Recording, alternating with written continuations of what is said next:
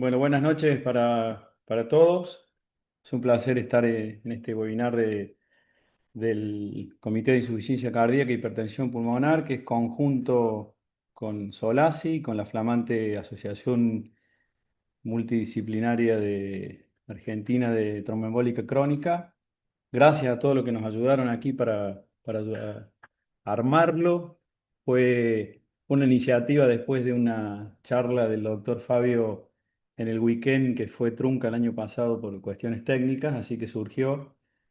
Y contamos hoy con la presencia de un amigo inicialmente que va a dar la introducción a tromboembólica crónica, el doctor Lema, que todos lo conocen, del Instituto Modelo de Cardiología, con mucha experiencia en esta patología, con el doctor Naim, con enorme experiencia desde el Cruce y el Británico en cirugía de la tromboembólica. El doctor Fabio Solano Freites nos va a hablar de balonplastia desde Brasil, desde Bahía, del Hospital Cardiopulmonar, también con muchísima experiencia. Y el doctor Pacheco, que es el jefe de hemodinamia del sanatorio donde trabajo, Sanatorio Allende, ha hecho mella en Córdoba con la balonplastia y ayer tiró la idea de hacer antes de ayer, una encuesta, un form, y ese form lo han contestado la mayoría la mayoría de los gente que está en el grupo del programa del doctor Naimi, en el comité. Hubo 72 respuestas y lo que queríamos saber era la realidad nuestra, que se las voy a compartir acá en 2 minutos. En Argentina hubo 70, ¿la están viendo la pantalla? Perdón. ¿Sí, no? Fueron Sí, 71, perdón.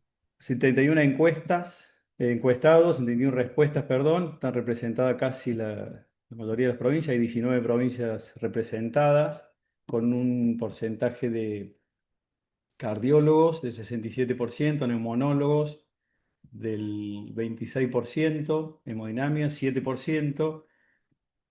La mayoría atiende pacientes de los encuestados, el 97% con tromboembólica crónica. La mayoría discuten, casi el 70%, eh, en el unidad de tromboembólica crónica a los pacientes. La otra pregunta que hicimos era si podían realizar diagnóstico completo. Bueno, el 100% tiene acceso a ecocardiograma, tiene el 97% de acceso a angiotac, el 80% centello EQ, el 90% cateterismo derecho, el 67% a angiografía pulmonar, como ven aquí, y bueno, y el resto de estudios que también piden muchos de los colegas, que lo podemos ver. Esta es una encuesta que la copié y la pegué del form cruda, no la cerré, son 70 respuestas de hoy a la tarde. Si realizan endarterectomía, de las 71 respuestas, el 85% dijo que no, el 15% la podía hacer en su centro. Los que no realizaban, ¿dónde derivaban? Y aquí contamos con la derivación hacia el Hospital del Cruce, donde están el doctor Nahim, el Hospital Italiano, la Fundación Favaloro, el ICVA. Y hay otros, el Hospital Italiano de Córdoba, el Hospital Córdoba, el Hospital de Austral, el Británico. Respecto a balonplastia, el acceso a balonplastia es del 36% de estos encuestados, el 63% no tenía acceso, y respecto a dónde derivaban, al Hospital del Cruce también el 58%, la Fundación Favaloro, el Italiano, el ICVA, el Sanatorio Allende, y hay otros lugares aquí que podemos ver. Se confunde el Allende con el Instituto Modelo de Cardiología o derivan a los dos en Córdoba. Eh, También preguntamos sobre el tratamiento médico, cuándo realizaban tratamiento médico, la mayoría en los pacientes inoperables, obviamente, el 85%, el 47% y el 40% pre-balonplastia y pre-endarterectomía, el 56% cuando queda persistente la hipertensión pulmonar. El fármaco más utilizado, Riociguat, eh, el 80% se ha ido por el inhibidor de la fosfodiesterasa, y los antagonistas lo tenían el 46%, y la última pregunta era cuál era la principal barrera actual para el manejo. El 69% el diagnóstico tardío, el 62% la cobertura o el financiador, 49% la dificultad en la derivación y falta de narterectomía y de balonplastia el 25%. Son datos crudos, repito, para seguir analizando entre todos. Así, gracias a todos los que han respondido, y ya lo dejo con el doctor Luis Lema. Muchas gracias, Fer. Un placer estar en esta reunión, compartiendo con ustedes algo que realmente me apasiona, que es la hipertensión pulmonar en general y en particular a la tromboembólica crónica. Yo voy a hablar solamente de aspectos generales y algo de tratamiento farmacológico para darle pie a lo que creo hoy que es lo más importante que debemos alcanzar en este tipo de paciente, que es el intervencionismo con la cirugía de la cabeza y la balonplastia en segunda opción. Cuando hablamos de cómo se nos va a presentar, los pacientes van a ver que en los diferentes registros con diferentes modelos de seguimiento, más o menos los porcentajes oscilan entre 2,3 a 3,8% a los 2 años de seguimiento de una embolia pulmonar. Lo que sí va variando de acuerdo a los diferentes registros presentados es cuáles son los factores de riesgo que se asociaron más con hipertensión pulmonar tromboembólica crónica. Lo segundo que quiero transmitirle es que si bien vamos a abordar la tromboembólica crónica, el grupo 4 es más amplio y tiene patologías que a veces en ese equipo multidisciplinario debemos distinguirlas para no intervenir situaciones que no deben intervenirse, como por ejemplo las vasculitis o la arteritis de Takayasu, porque son condiciones que no van a tener ningún beneficio con ninguna intervención. Esos deben ser discutidos y tratados correctamente. ¿Cómo es la historia natural de los pacientes que desarrollan a partir de una embolia pulmonar una tromboembólica crónica? Y acá lo importante es considerar lo que se llama second hit, en la cual, partiendo de una embolia pulmonar, algunos grupos particularmente de mayor riesgo, como los pacientes que tienen cáncer, los que tienen síndrome antifosfolípido, los esplenectomizados, los que tienen alguna derivación ventrículo-atrial, van a provocar una situación de estenosis progresiva con un second hit que es el desarrollo de proliferación miointimal que en definitiva se va a comportar desde el punto de vista de la microvasculatura muy similar a lo que pasa con el arterial pulmonar. Y por supuesto que a medida que va avanzando la persistencia de la carga mecánica con el desarrollo de la microvasculatura van a alterar las resistencias vasculares pulmonares que en definitiva son lo que van a impactar sobre la función ventricular derecha. Ahora, puesto en visión, vemos que no es tan fácil de resolver la sintomatología de los pacientes con una embolia pulmonar. Más o menos el 50% persiste con algún grado de sintomatología o con alguna alteración que uno puede objetivar en métodos funcionales como el test de caminata, la ergoespirometría. Y tampoco es menor la carga residual trombótica que tienen nuestros pacientes. Ahora, el que es sintomático con carga trombótica, pero que no desarrolla hipertensión pulmonar, lo conocemos a ese paciente como un enfermo con pulmonar crónico. Cuando desarrolla hipertensión pulmonar después de una correcta anticoagulación de 3 meses, con los criterios que conocemos de hipertensión pulmonar, de más de 20 milímetros de mercurio, una capilar menos de 15, una resistencia más de 2, ya estamos en situación de hablar de hipertensión pulmonar tromboembólica crónica. Todo esto lo sabemos, se discuten, se presentan en guía, pero la realidad es que aún sabiendo que persiste en carga trombótica y que los pacientes son sintomáticos después de una embolia pulmonar, fíjense lo que pasa en este registro. Gente que debería haber recibido algún tipo de evaluación y no la recibió durante el seguimiento, el 61%. Y fíjense la tremendamente baja tasa de uso del centello pulmonar en el screening de estos pacientes, que está sugerida desde hace muchísimos años y que por ahí en la actualidad comparte con otro tipo de métodos de diagnóstico, pero fíjense la baja utilización de métodos para descartar esta patología. Y en esta patología, como les comentaba, hay una carga trombótica mecánica que a medida que nos alejamos de las arterias principales, las lesiones se centran en arterias más pequeñas e incluso con claro predominio de la microvasculatura, ahí están las posibles intervenciones de acuerdo a las experiencias de cada centro de cirugía, balonplastia y el rol de los fármacos específicos. Brevemente les menciono, se han investigado en diferentes estudios, en algunos estudios dieron positivo, tanto su impacto a nivel de la reducción de la resistencia vascular pulmonar como la mejoría del té de caminata de 6 minutos, que eso es lo que pasó con el río Sihuat. El Bosentan funcionó en resistencia, no funcionó en té de caminata, y el reciente publicación del macitentan con una dosis atractiva, que era inicialmente 75 miligramos, fue interrumpido por futilidad. Y también hay estudios hechos con Selexipag en los cuales para Japón funciona, para el resto del mundo se hizo, también fue interrumpido por futilidad, por lo tanto, en Japón lo tienen al Selexipag aprobado como terapia. ¿Qué podemos esperar de acción en la resistencia vascular pulmonar, que es probablemente el principal objetivo con la terapia farmacológica? Alrededor de una reducción del 25%, quizá un poquito más con riociguat y teprotinil y un poquito menos con el resto.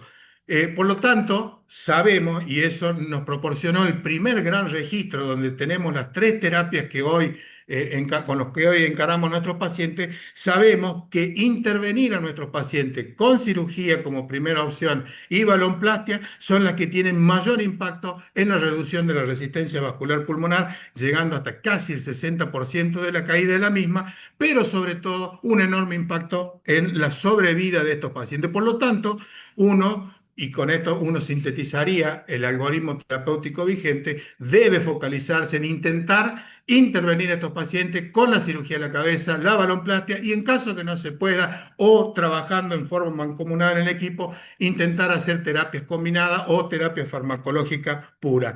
Y solamente para terminar, les comparto el relevamiento marzo 2026 de nuestro registro, hecho fundamentalmente por centros que manejan alto volumen de pacientes. Es la tercera causa de nuestro registro de hipertensión pulmonar, con un 16% representada sobre 810 pacientes, la edad media de 61 años, la clase funcional, como era de esperar, es una clase funcional avanzada, y tenemos un alto porcentaje de pacientes que están, según guías ESC, en un riesgo alto o riesgo intermedio en el inicio. Lo que sí, créanme que me llamó muchísimamente la atención, porque son centros de altísima experiencia, es la baja tasa de intervencionismo: 17% para endarterectomía, 14,8% para balonplastia. Por supuesto, en cuanto a fármaco, y como reflejó la encuesta que recién presentó Fernando, Riociguat e inhibidores de fosfodiesterasa totalmente off-label son las alternativas terapéuticas que eligen los argentinos en este registro para tratar. En definitiva, conocemos datos, aprendemos cada vez más en la práctica cotidiana, todavía tenemos que trabajar sobre el diagnóstico temprano y tratar de armar estos equipos de trabajo para la intervención precoz, que es lo que mejor resultado ha dado. Muchas gracias. Muchas gracias, Luis. Excelente la introducción.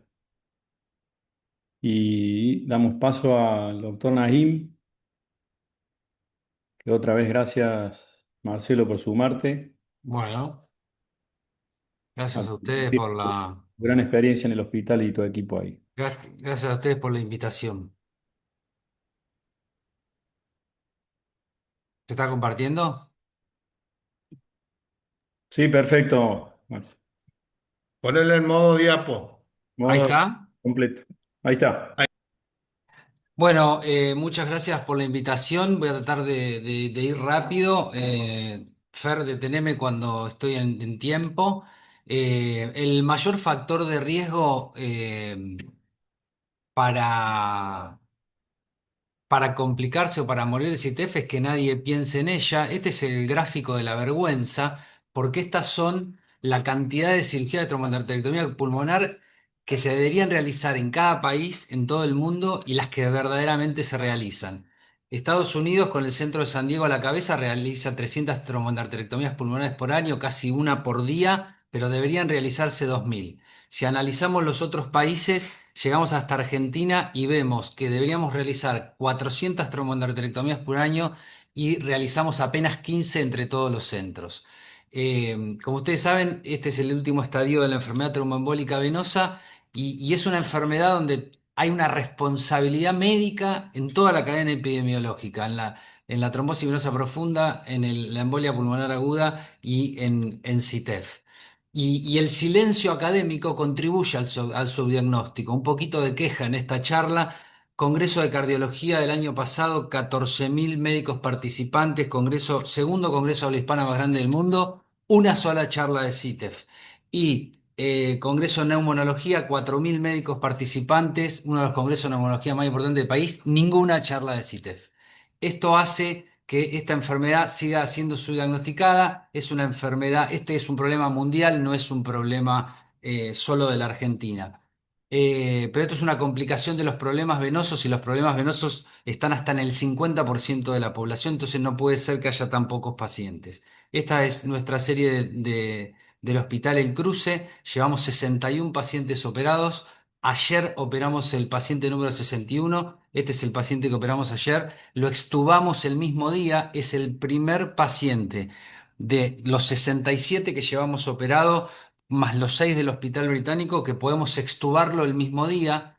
Siempre tratamos de extubarlo al día uno. El paciente a las 9 de la noche estaba extubado. Un paciente, fíjense, los cardíacos negros de Ayerza, miren la foto, tiene 2 días de diferencia esta foto, antes de operado y después de operado. Miren lo que es el paciente, no está azul, está negro, 60 de hematocrito. Y fíjense cómo la cirugía le cambia la vida y eh, fíjense las presiones pulmonares totalmente normalizadas. Un paciente que demoró 3 años en venir a operarse porque tenía miedo. Esta es nuestra serie del Hospital Británico y este espécimen lo pongo para evidenciar que estamos sacando estos especímenes con esta calidad de extracción segmentaria y subsegmentaria.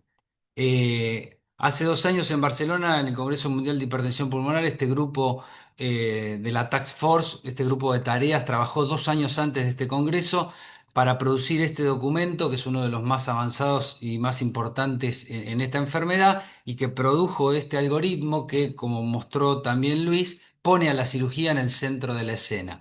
Y como ustedes saben, el tratamiento multimodal en esta enfermedad, con la cirugía a la cabeza, en la cual se tiene que hacer en el marco de un programa.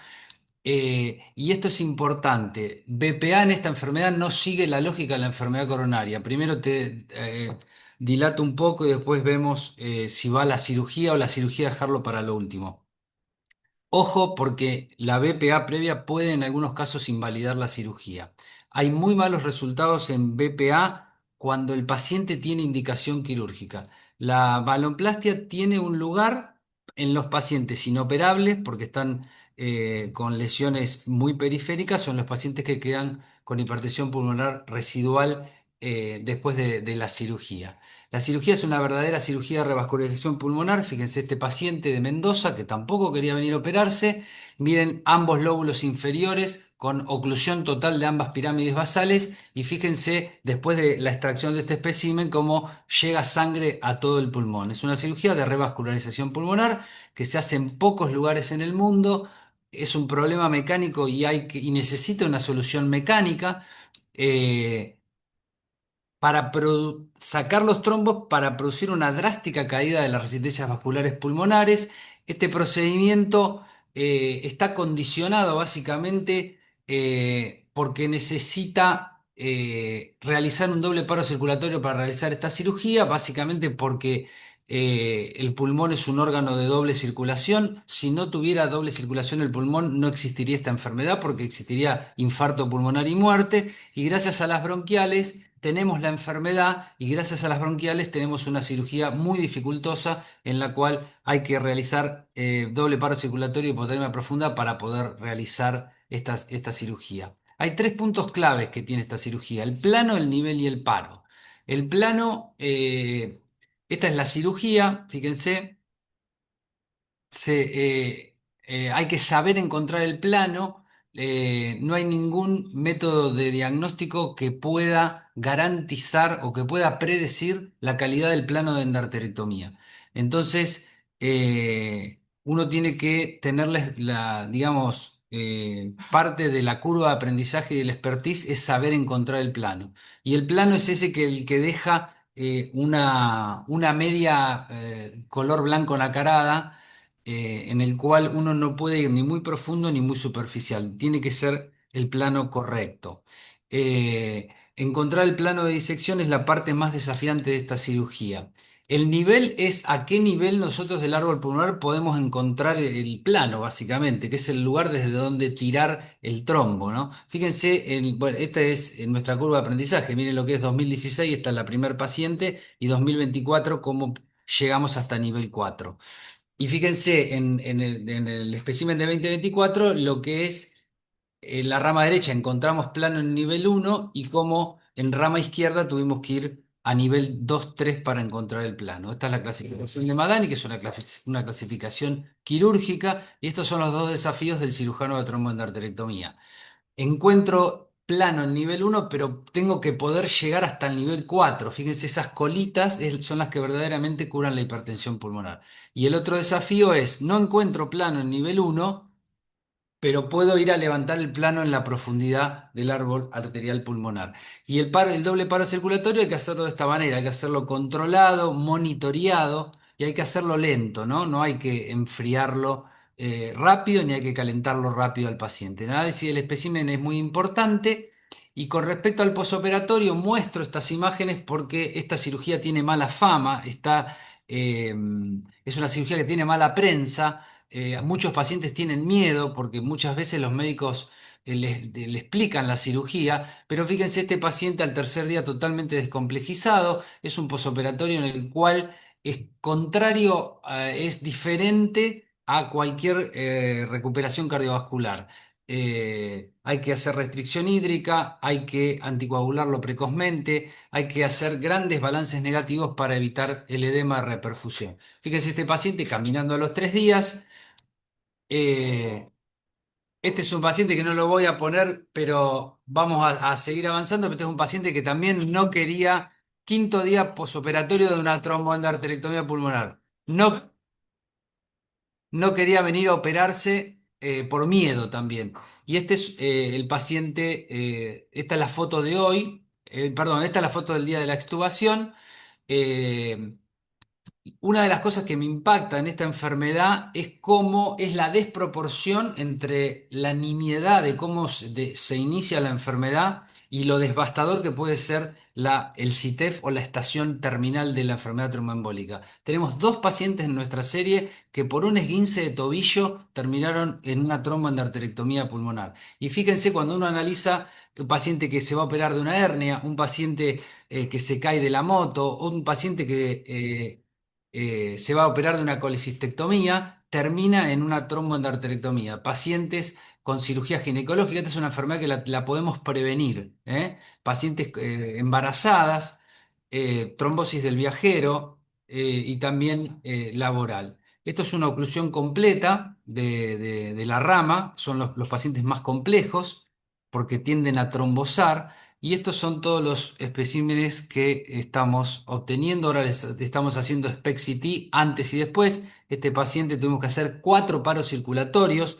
Ya le perdimos el miedo a los paros circulatorios. En este paciente tuvimos 80 minutos, 75 creo que en total, 75 minutos de paro circulatorio con periodos intercalados cada 20 minutos de 10 minutos de recirculación. Esta es una paciente de Córdoba. Fíjense lo que es el SPECT-CT previo y el posterior. Estos son los especímenes. Este año, mañana operamos la número 8 del año, cosa que nos lleva, habitualmente ese es el número que hacíamos anualmente y este año nos pusimos un objetivo para operar 20 pacientes. Este paciente también, este paciente el que cantaba tango, no quería venir a operarse. Pero no los abandonamos y cada tanto tiramos un mensajito. Estos son los pacientes operados este año. Vino un paciente del exterior a operarse con nosotros, que es este paciente. Pudimos externarlo al quinto día. También es récord de programa porque, digamos, nunca externamos tan pronto. Y también el antes y el después, fíjense cómo le cambia la fisonomía del paciente, ¿no? Un paciente, esta chica también por anticonceptivos, 24 años. también pudimos externarla al día 5. Y este es un CITED, como decía Luis, fíjense las presiones pulmonares antes de operado. Sí, antes de operarla, 27 sistólica pulmonar, 18 de media. Y bueno, pero le pusimos un poquito de adrenalina porque antes de empezar, y fíjense cómo enseguida cuando se lo estresa, fíjense cómo realmente tenía una hipertensión pulmonar en el esfuerzo. Y fíjense el monitor postoperatorio curada de su enfermedad. Esta es son nuestros pacientes de todos los años y estos son los mensajes para llevar a casa. Siempre sospechar CITEF cuando hay una disnea que no nos cierra. Siempre la cirugía es la primera opción, no es la última opción. Bueno, ahora ya que agotamos el tratamiento médico, la angioplastia, ahora vamos para cirugía. No, es la primera opción.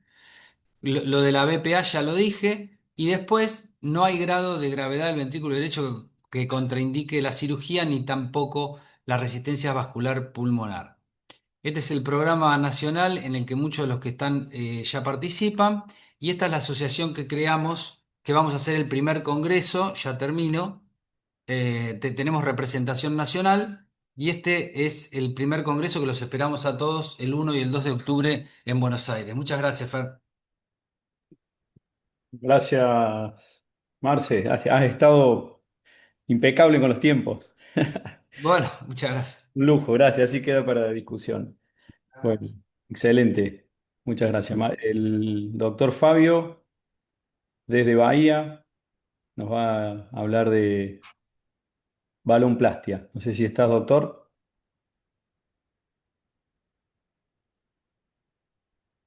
Esperemos que no se le corte como en el weekend. Fabio, Estás muteado, Fabio. Buenas noches. Yo voy a compartir aquí mi pantalla.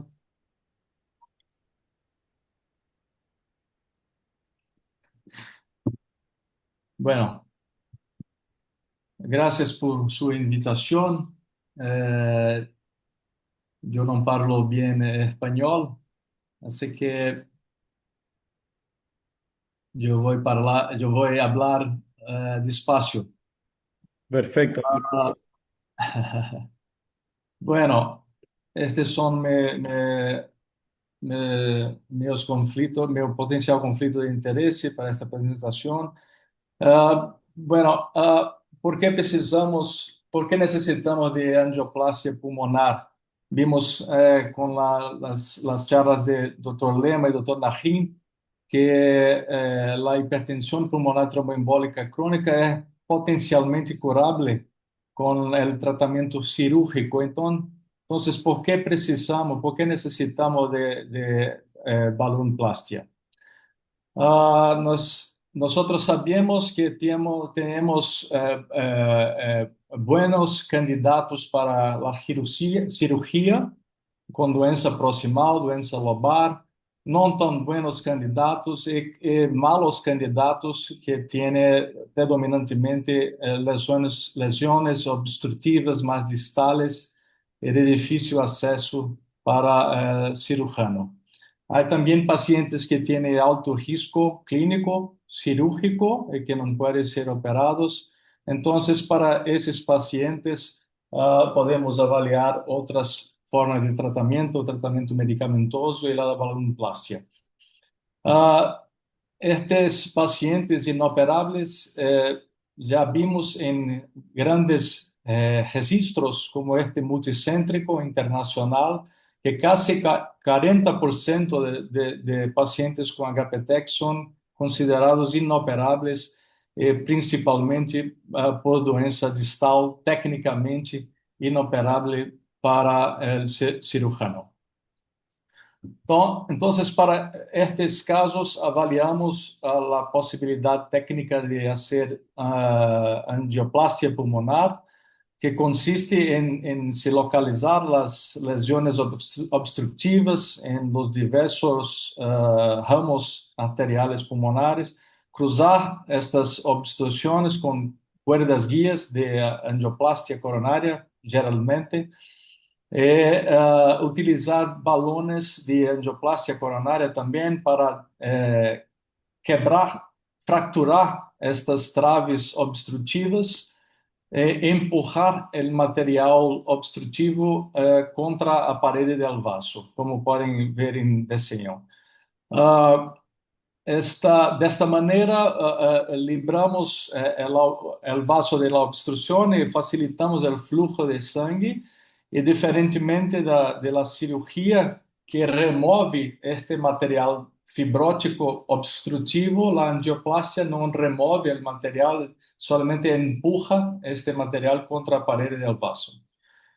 Pero não é material de trombo recente, agudo, como em TEP agudo. É material crônico, de trombo organizado, fibrótico, aderido à parede do vaso, como viram na cirurgia, muitas vezes com depósitos de calcificações que tornam a desobstrução mais difícil. Então, temos que cruzar estas lesões obstrutivas e simplesmente com os balões fracturar, quebrar estas traves de fibrose que podem ver acá na tomografia e possibilitar o fluxo de sangue normal no vaso. Este é exemplo de paciente nosso onde realizamos a angioplastia em ramo segmentar para segmento anterior do lobo inferior direito. E este é o resultado que desejamos para a intervenção através de angioplastia. Fluxo anterógrado rápido e retorno venoso imediato. Pero temos que hacerlo en todos los vasos con obstrucciones, en ambos los pulmones. Temos que localizar las lesiones. Hacemos esto utilizando la tomografía, la cintilografía con ventilación, perfusión pulmonar, que nos ayuda a localizar los segmentos con más hipoperfusão e a angiografia invasiva que nos ajuda a localizar os vasos e as lesões obstrutivas. E nos ajuda também a distinguir o risco de intervenção em cada lesão. Cada tipo de lesão tem risco distinto. Oclusões totais têm risco maior relacionado à angioplastia, enquanto que lesões com aspecto de teias, webs ou nets têm risco menor e são mais fáceis de tratamento. Então, temos que fazer em todos os vasos, não podemos fazer isto em uma sessão apenas de angioplastia, temos que fazê-lo em várias sessões, habitualmente de 4 a 6 sessões de angioplastia em datas distintas. Este é exemplo de paciente nosso que hacemos angioplastia desde 2019 hasta dezembro de 2020, durante a pandemia, inclusive, e podemos observar a melhora gradual, progressiva de los parâmetros hemodinâmicos, como a pressão pulmonar, resistência vascular pulmonar, índice cardíaco, BNP, a classe funcional do paciente e a melhora funcional medida pela distância percorrida no teste de caminhada. Então, vemos que o paciente vai melhorando à medida que vamos tratando os diversos ramos aí demonstrados na coluna à direita. Essa é uma melhora progressiva e gradual.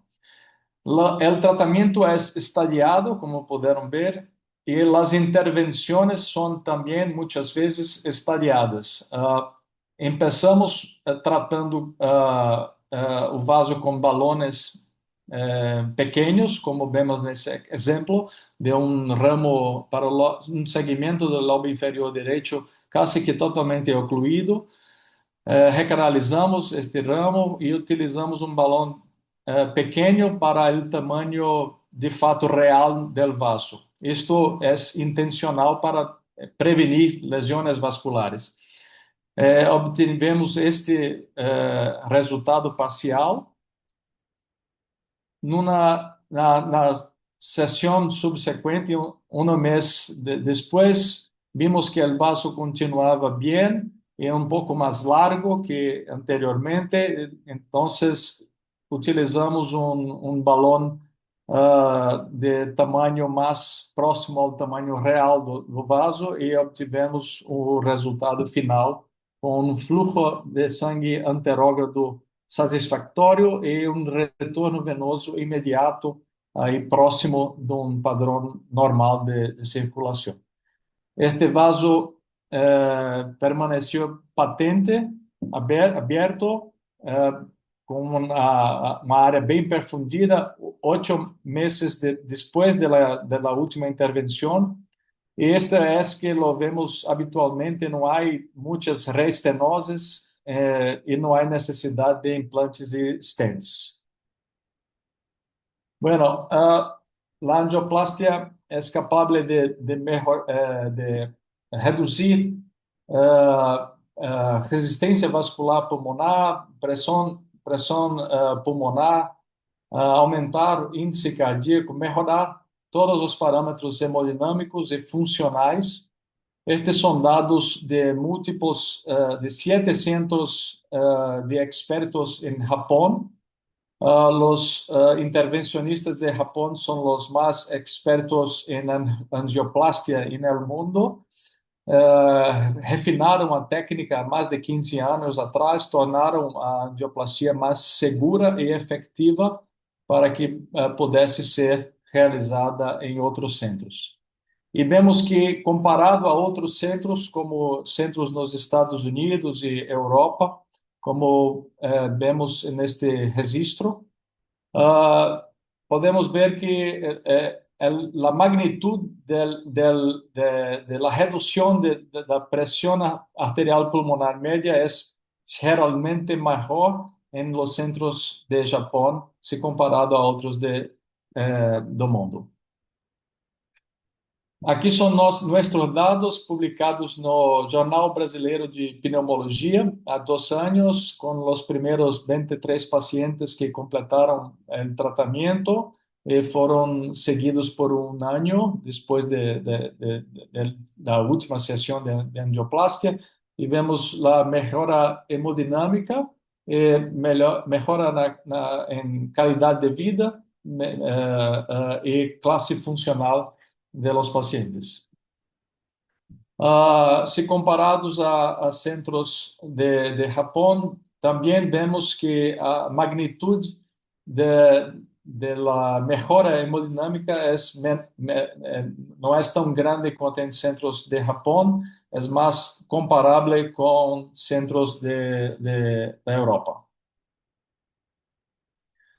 Estes são mais dados mais recentes, com 40 pacientes, demonstrando também melhora em parâmetros hemodinâmicos em pacientes que completaram o tratamento. Temos mais 25 ou 30 pacientes que estão em curso. Infelizmente, não conseguimos realizar o tratamento com a rapidez que gostaríamos de realizar. Efeito muito interessante da angioplastia e similar, eu diria, à cirurgia, é a reversão de remodelamento cardiovascular que ocorre com a hipertensão pulmonar, demonstrada pela ressonância magnética do coração por este grupo de Osaka, Dr. Takeshi Ogo, que mostrou a redução dos diâmetros das cavidades cardíacas direitas após a angioplastia pulmonar. Esto se ve na prática. Este es un ejemplo de un paciente nuestro após 4 sesiones de BPA, como vemos la mejora de la cardiomegalia en X-ray. La angioplastia tiene también muchas complicaciones, durante el procedimiento, como lesiones vasculares,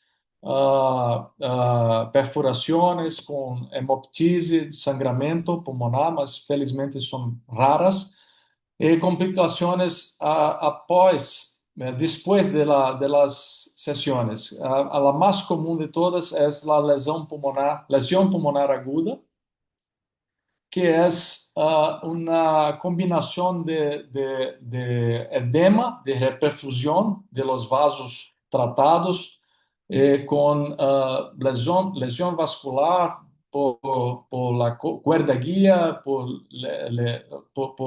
los balones utilizados y un poco de inflamación también, todo combinado pode produzir estas imagens que nós podemos ver.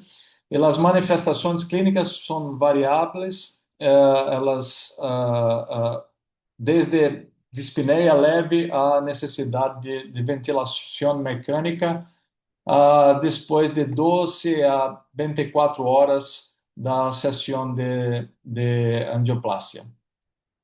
Felizmente, a lesão pulmonar aguda pode ser reduzida com a experiência do operador, como podemos ver este estudo de um grupo francês que demonstra quando os operadores ganharam mais experiência, reduziram significativamente a frequência de lesões pulmonares agudas. Este estudo é muito interessante também do mesmo grupo francês de Paris. O RACE Trial é um dos poucos estudos randomizados com BPA e tratamento medicamentoso em pacientes inoperáveis. Os pacientes eram randomizados para receber riociguat como tratamento medicamentoso ou angioplastia pulmonar e seguidos por 26 semanas. Ao final das 26 semanas, os pacientes eram avaliados. Se persistissem com sintomas ou resistência vascular pulmonar maior do que 4 Woods, poderiam ter acesso ao outro tratamento que não haviam recebido anteriormente. Ou seja, pacientes tratados com angioplastia seriam tratados então com riociguat, e os tratados inicialmente com riociguat com angioplastia, como podem ver este crossover, e reavaliados após mais 26 semanas. Na primeira avaliação, vimos que ambos os tratamentos foram capazes de reduzir a resistência vascular pulmonar. A magnitude da redução foi melhor com a angioplastia, se comparada ao riociguat, pero o grupo de pacientes da angioplastia experimentou mais eventos adversos sérios, notadamente lesão pulmonar aguda associada à reperfusão. Dos pacientes que tratados com angioplastia, 35% necessitaram de riociguat, enquanto que dos pacientes inicialmente tratados com riociguat, 75% necessitou de angioplastia pulmonar. Ao final do tratamento, nas 52 semanas de seguimento, se demonstrou que estes pacientes haviam experimentado reduções similares de resistência vascular pulmonar e de pressão arterial média da pulmonar, não importando aí ao final de tudo qual tratamento havia sido iniciado após a randomização. Muy interesante es la frecuencia de eventos adversos graves que foi mais baixa em pacientes que foram tratados inicialmente com o riociguat e depois se realizou angioplastia, demonstrando que provavelmente o pré-tratamento com riociguat é capaz de proteger, de reduzir o risco de complicações relacionadas à angioplastia, e isto se vê em nossa prática clínica também. Então, a angioplastia pulmonar é um tratamento muito efetivo, muito seguro neste momento, e vemos que desde que os colegas de Japão refinaram a técnica e tornaram este tratamento mais reprodutível, vemos que esse tratamento tem crescido em todo o mundo. Neste registro, vemos que atualmente, neste momento, 58%, a maior parte dos pacientes com HPTEC recebe tratamentos para HPTEC, enquanto que há mais de 20 anos atrás, a maior parte não recebia qualquer tratamento para HPTEC.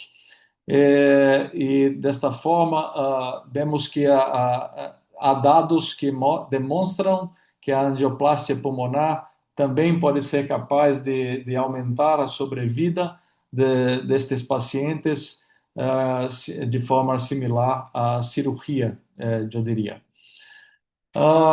Este é um registro que nosso grupo está elaborando para obter mais dados acerca de angioplastia em Brasil e na América Latina. Há 3 ou 4 centros em Brasil que vão participar, um centro em Córdoba, na Argentina, estamos falando com eles para participarem, em Chile também, e invitamos a todos que queiram participar conosco desse registro. Bueno, gracias por su atención y gracias por la paciencia. Gracias, Fabio. Excelente y se te entendió muy bien el portuñol. Muchas gracias. Habla mejor Fabio que yo, que soy salteño, así que se entendió bárbaro. No, por Bueno, favor. bueno, yo diría que fue más Muy o menos amable, como gracias, habló. muy amable. El doctor Pacheco, que es bueno, hace honor al título, le gusta y mucho el trabajar en equipo, una enfermedad, tres estrategias en equipo. Y te doy la palabra, doctor Memo. Bueno, en realidad iba a empezar el comentario precisamente con el título de la charla, ¿no? Una enfermedad, tres estrategias y un equipo, ¿no?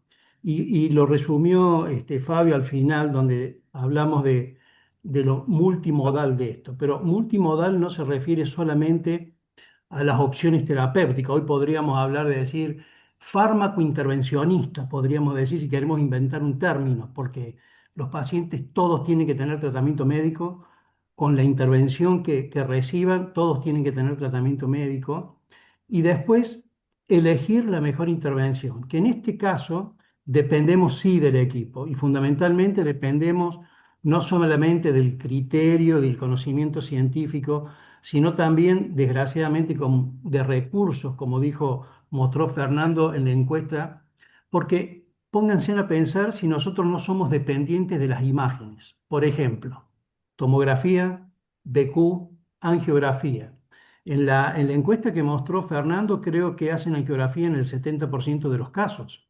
Entonces, ¿cómo vamos a hacer un buen diagnóstico y elegir un buen tratamiento si no tenemos la posibilidad de contar con esos métodos diagnósticos bastante elementales? Otro comentario que me gustaría hacer, y estoy de acuerdo con Fabio que mostró, hay muchos registros clásicos, ¿no? Del 2011, el de Pepke, que mostraba el porcentaje de pacientes. No es que son inoperables, porque operar se puede operar cualquier paciente, es decir, no son buenos candidatos. Entonces, la angioplastia no viene a reemplazar la endarterectomía. La endarterectomía es el tratamiento establecido que nadie lo discute, pero que la angioplastia ha ganado un lugar desde la aparición del refinamiento de la técnica de los japoneses, eso no hay ninguna duda, eso lo demuestran los registros japoneses, europeos, mundiales, como mostraron recién, y demás.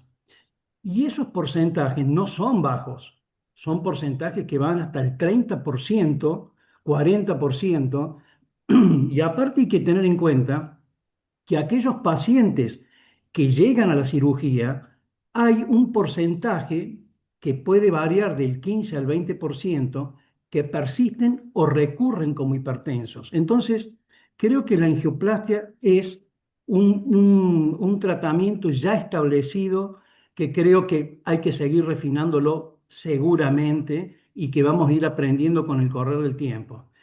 Creo muy importante en registrar lo que hacemos, porque no es solamente hacer, sino que tenemos que demostrar lo que hacemos bien y lo que hacemos mal. Por eso creo que esta iniciativa de Fabio creo que es absolutamente buena, es sana y creo que tenemos que acompañarla.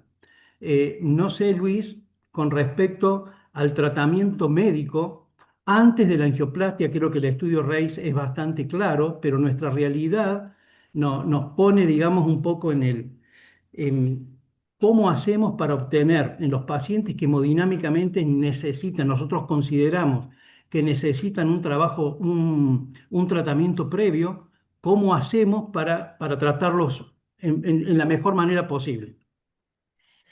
Sí, excelente tu pregunta porque es lo que si uno mira registro con detenimiento, el registro específico de balonplastia, va a notar que en Occidente necesitamos más premedicar que los japoneses. Y cuando ellos deciden premedicar es porque hay una condición hemodinámica fundamental que lo requiere. El problema siempre va a ser el acceso. Si uno dispone de terapias para reducir eso que puede aportar la terapia farmacológica, que es poco comparado con el intervencionismo, pero necesario a veces para ir conjuntamente con una intervención como la balonplastia, porque todavía no tenemos los resultados de la premedicación previa a la cirugía. Está en marcha, probablemente este año, el año que viene, tengamos alguna data, pero hoy por hoy con la balonplastia deberíamos hacer. Si uno vence la barrera del acceso, yo creo que es una muy buena práctica en pacientes con determinada hemodinamia prepararlos para ir a balonplastia para reducir, sobre todo en los equipos que están empezando. Por ahí en alguien que ya tiene un volumen de pacientes muy grande, quizás la cosa sea diferente, que es lo que nos muestran el registro, pero los que están empezando, para minimizar los riesgos que también presentó Fabio, deberían ir premedicados. Pero yo quería sacar un tema, no sé si polémico, pero como es parte de las decisiones que tenemos que tomar el equipo, yo creo que hay escenarios incluso para la triple terapia, es decir, juntarnos y ver, hay algunos trabajos, como un trabajo japonés de 58 pacientes con una hemodinamia muy mala, todos con resistencia a más de 1000 DINA y con comorbilidades con medias pulmonares muy elevadas y que separaron a aquellos que fueron intervenidos quirúrgicamente solo versus lo que el equipo decidió hacer algo híbrido y lo que decidieron hacer algo híbrido, donde el mejor desempeño quirúrgico fue en las lesiones proximales, con las lesiones subsegmentarias tratadas por balonplastia, y en aquellos que aún persistían con hipertensión, dejarlos con fármacos fue el mejor escenario. No sé qué opinión tienen ustedes del trabajo híbrido. Si uno ve la parte coronaria, nunca funcionó lo híbrido, pero veamos qué opinan ustedes de lo pulmonar. Sí, los grupos, bueno, Francia está trabajando mucho en el tratamiento híbrido con Elie Fadel, el cirujano. Ellos van a un pulmón con angioplastía y a otro con cirugía. No así tanto el centro de San Diego o el centro de Cambridge, que son eminentemente quirúrgicos, pero creo que como todo en la vida uno tiene que buscar el equilibrio y creo que por ahí hay que darle un lugar a ese esquema. Eh, pero bueno, la tromboendarterectomía siempre es bilateral, o sea que siempre hay que explorar el otro lado. Pero digamos, si el patrón obstructivo es proximal en un pulmón y distal en el otro, digamos, creo que sería una estrategia válida. Ah, los mejores resultados con angioplastia están en pacientes que conseguimos, que logramos recanalizar vasos totalmente ocluídos. Entonces, cuando não logramos a recanalização destes vasos, não há bom resultado. Há hipertensão pulmonar persistente. Entonces, yo creo que vasos, pacientes con obstrucciones más proximales, con oclusiones totales, proximales, grandes vasos, son primariamente cirúrgicos mismo. Yo concordo, doctor Lema, con este estudio de tratamiento multimodal. Yo creo que hay que haber un esfuerzo sinérgico com os colegas que tratam na HPTEC. Então, não são os mesmos pacientes. Os pacientes mais proximais devem ser preferencialmente cirúrgicos. Se pode tratá-los com mais brevidade, se pode obter uma resposta hemodinâmica mais rápida, enquanto que os pacientes que têm mais obstruções distales, estes vão, com tratamento, eu creio, combinado. Angioplastia e, se possível, sempre associado a tratamento medicamentoso, preferencialmente com riociguat, claro. Tenemos una pregunta del doctor Sagripanti del público. Lo felicita por las disertaciones y comenta acerca de cuando hay paciente con centellograma con alta probabilidad de TEP y angiotac sin evidencia de trombos y teniendo un eco con probabilidad baja o intermedia de hipertensión pulmonar, si sería correcto pedir cateterismo derecho y angiografía. Y si pos balonplastia, ¿cuál es el tiempo prudente para anticoagular al paciente en la UCO? Yo creo que, bueno, justamente el centello tiene vigencia porque puede vernos escenarios perfusionales que a veces la tomografía, al menos la tomografía convencional, no nos ve. Distinto sería de energía dual, donde uno puede hacer el mapa de perfusión también. Pero sí, sin duda que yo a esos pacientes lo estudiaría con un cateterismo derecho y angiografía y ahí vería. Si no veo carga mecánica importante de solucionar por intervención y confirmo hipertensión pulmonar, debería tratarlo. El otro escenario es aquel que yo vengo siguiendo porque yo lo veo en la etapa aguda y digo, este capaz que me desarrolla hipertensión pulmonar y empieza a tener este escenario después de 3 meses de anticoagulación.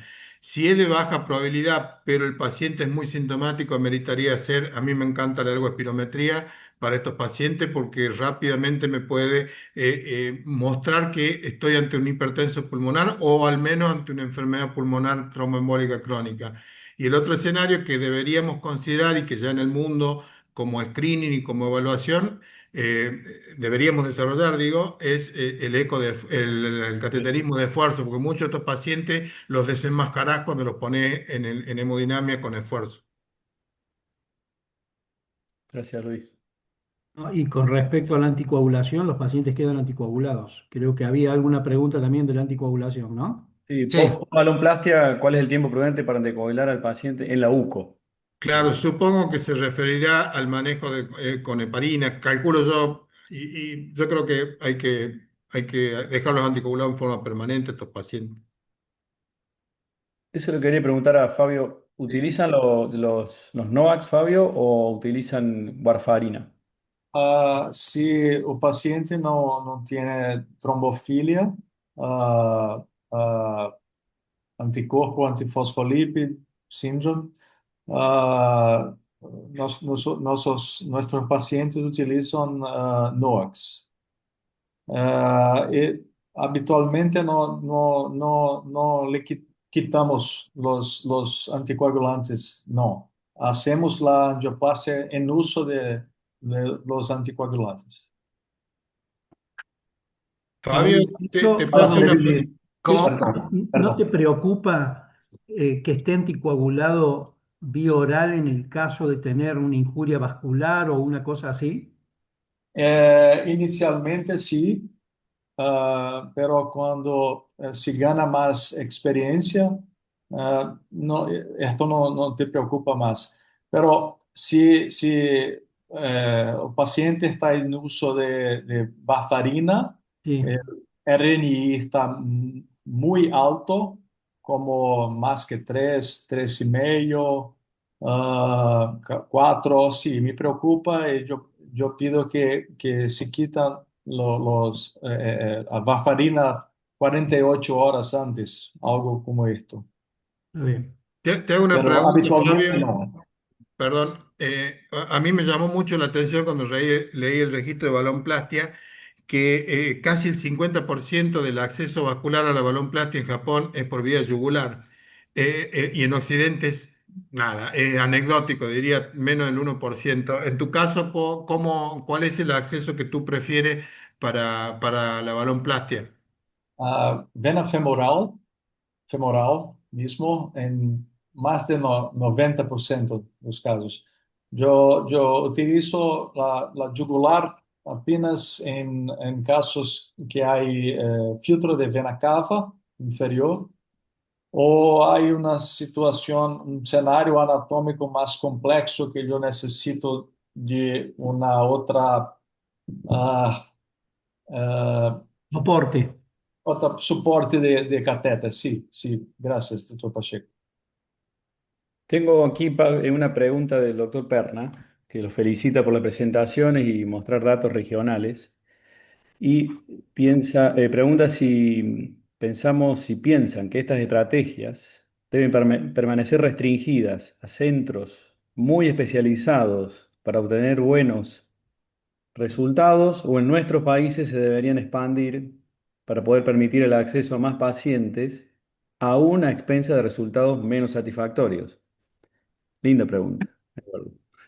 Yo creo que el camino diagnóstico nos involucra a todos los centros, y nos involucramos más a medida que generamos más educación médica al respecto, y creo que indudablemente todo centro, tenga la complejidad que tenga, debería involucrarse en el diagnóstico de estos pacientes. Ahora, debería discutirlo con equipos de más experiencia, y sí creo que el intervencionismo, una vez que decide el equipo, debe ser realizado por centros de experiencia, porque tanto en cirugía como en balonplastia lo que nos muestran es que la curva no es joda. Los que recién empiezan tienen altas complicaciones con cualquiera de los dos métodos, y eso a veces desinfla el ánimo de todo el equipo. Entonces, yo no creo en la necesidad de miles de centros quirúrgicos y miles de centros de balonplastia. Yo creo que hay que fomentar el diagnóstico de miles de centros, la discusión, y por eso esto que impulsó Marcelo y que nos unimos todos, me parece muy interesante discutir los casos, y una vez que se decida, lo tienen que hacer los centros de alto volumen y con más experiencia. Sí, ahí que como decía Luis, ahí uno lo que hace es mirar al mundo, ¿no? Es decir, cómo enfrenta el mundo esta patología. Y el mundo lo hace de esta manera, como explicaba Luis. Por ejemplo, en Inglaterra hay un Ateneo semanal, esto que nosotros hacemos en el Hospital El Cruce como un Ateneo mensual, los de ellos es semanal, se hace los días jueves. Y de los 7 centros de hipertensión pulmonar que tienen a lo largo y a lo ancho de toda Inglaterra, le presentan los casos. Si los pacientes no requieren tratamiento intervencionista, el paciente se queda en Escocia, se queda en la Highland, se queda en Irlanda o se queda en Londres, porque en Londres no se hace angioplastia ni se hace cirugía, se hace en Cambridge. Entonces, si el paciente no requiere angioplastia o no requiere cirugía, el paciente no se deriva. En el caso que requiera alguna de estas dos terapias intervencionistas, el paciente es derivado. Eh, después, y España funciona bastante parecido con los CESUR, que son los centros de referencia, etcétera. No sé en Brasil, Fabio, pero también hay una cuestión geográfica, ¿no? Por el tamaño de los países y las redes y la logística y demás. No sé Y nosotros estuvimos hace poco con Luis en Perú y no hay ni un centro que hiciera cirugía ni que hiciera angioplastia. Ujú. Entonces, ese es un extremo.